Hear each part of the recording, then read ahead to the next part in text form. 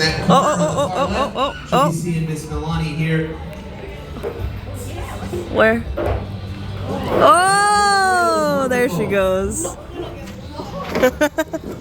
There she is. Malia has been asked to do a kicker, although she's swimming in a different pattern. Let's see if she figures it out.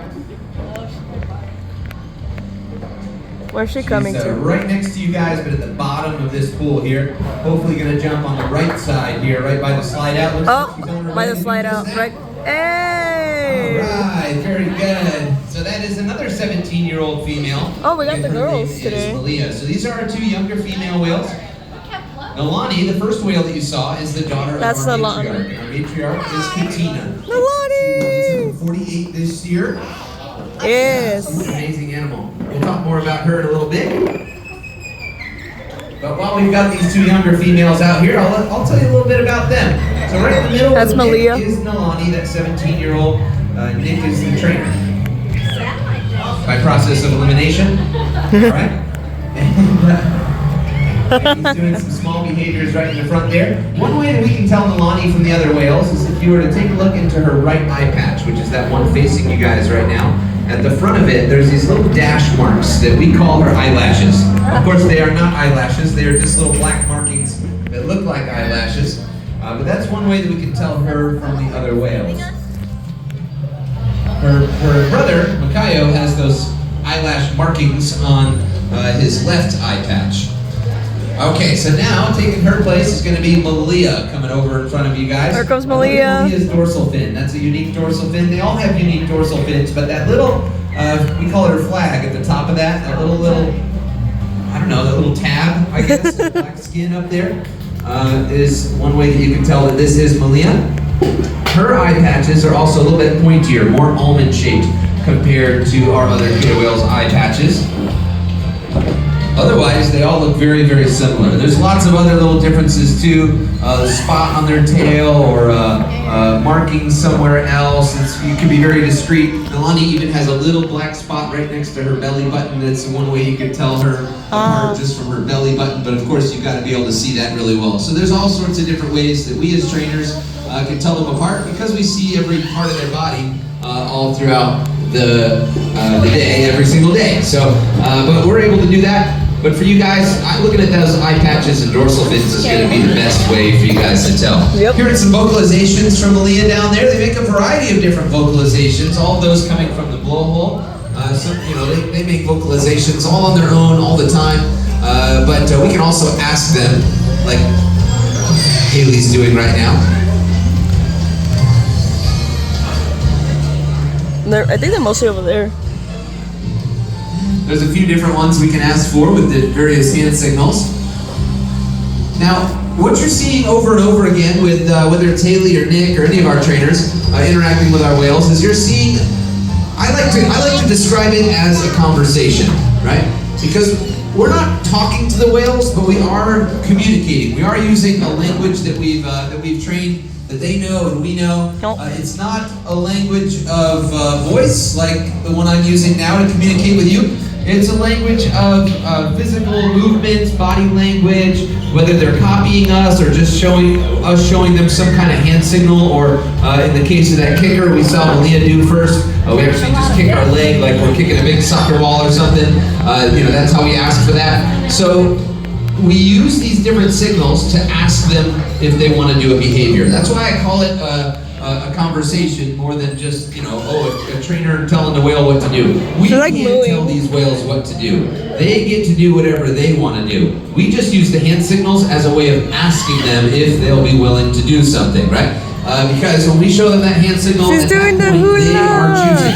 They can either do it or not do it. It's up to them. If they choose to do it, we want to say thank you, of course, right? Otherwise, there's no reason for them to do it if they're not wanting to, right? So we reinforce them. Every time they choose to do something we're asking them to do, we say thank you by reinforcing them. So that's why I say it's this conversation. When we ask the whales to do something, they decide to do it by, they let us know by doing it or not. Like this big jump there, that was really cool. We call that a bow. Oh, that was really I missed that one. And then if they choose, we want to say thank you. So it's ask, they respond, we say thank you, and it's this repeating pattern here. It's got to be very clear, right? Because we can't really explain to them exactly what we're looking for, so we have to communicate clearly. And there's a couple to communicate very clearly with our animals, right? Number one is this whistle around our necks.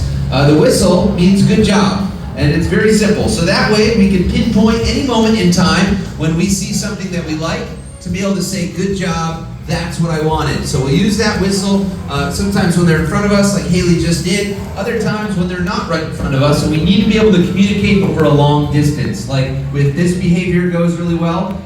We will tell Malia, good job. This is a center back breach. So Malia swam to the bottom. She went all the way to the left, and then she's going to come back to the center-ish of this pool here, and we'll listen for Haley's whistle if it looks good to Haley. Oh. All right. So that was Haley saying good job to Malia. Now, if that behavior was not what Haley was looking for, maybe let's say Malia did a completely different behavior, or she did it in the wrong place, or in the wrong orientation, or she just didn't put a lot of effort into it. All those different reasons why we wouldn't want to say good job. All we do is we just don't blow the whistle, and then when Malia comes back, we just don't reinforce that trial, right? So we can very clearly communicate in that way what was correct and what wasn't. And so by reinforcing the things we want to see more of, they're more likely to do it that way when we ask again in the future. So that's a very clear way to communicate with our whales. Like chicken. And by the way, as all these techniques I'm giving you guys some information about, we use the same techniques for the dolphins and the sea lions and the belugas and the walruses. There she is at the slide out. Here in the park, even those little She's right behind you. Sea lion show. You know, the same training techniques, same operant conditioning, positive reinforcement stuff going on. We just have much bigger killer whales over here, so they get lots of fishies. So we're using fish as a reinforcement, as a way of being very clear and saying, hey, that was great, Malia. Thank you so much for sliding up into this area and waving your little tail flukes at all these amazing guests that don't have soggy cupcakes. Like now, the soggy cupcakes. Clearly communicate with our killer whales is through the use of a tool that we call a target pole. And I walked that way to try to find one, but I see one over here I can grab for you guys and just show you. It's essentially just a stick with a buoy on the end, but you know, I like to have visual aids, so I'm on my way to go get one. I'm almost there. I made it. I'm coming back. All right, so here it is.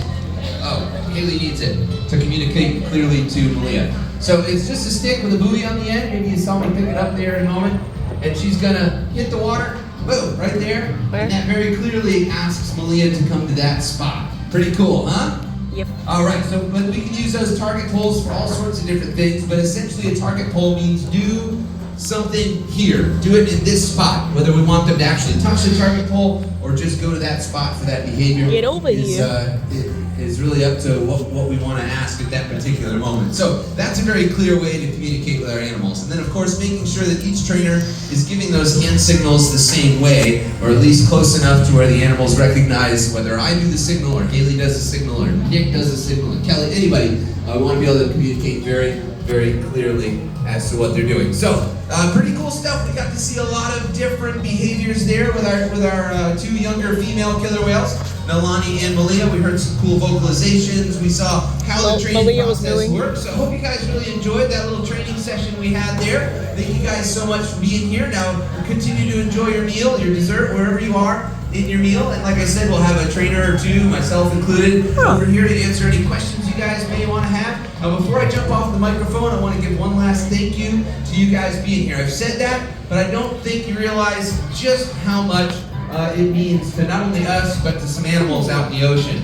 Now, SeaWorld's been open for many, many years, actually 60. We're celebrating 60 years since we opened our California park out in San Diego. That was our first one back in, 1964. And a year after we opened, we started up an animal rescue program. So since 1965, we have been rescuing and rehabilitating animals in need out in the ocean and helping them and giving them a second chance at life. Since 1965, that was a long time ago. Very good, it was very actually good, 4 years before we had ever put anybody on the moon, right? As a country, it was, I think TV was black and white back then. I'm pretty sure gas was free. So life was very very different. gas We've been free doing this food. for a long time. So in that amount of time, we've been able to rescue, rehabilitate, and help over 40,000 animals that have needed help. And that's a huge number. That's amazing. It's a great thing. But I want to stress to you guys that it could not have been done without the people like you guys coming in our gates every single day. So thank you guys for being here. Thank you for your support. And thank you for giving those 40,000 plus animals a second chance at life. I hope you guys have a wonderful rest of your day here at SeaWorld. And bye-bye. Bye-bye. I'm going to go put this microphone away, and then I'll come in and mingle and stuff. Looks like we still got a...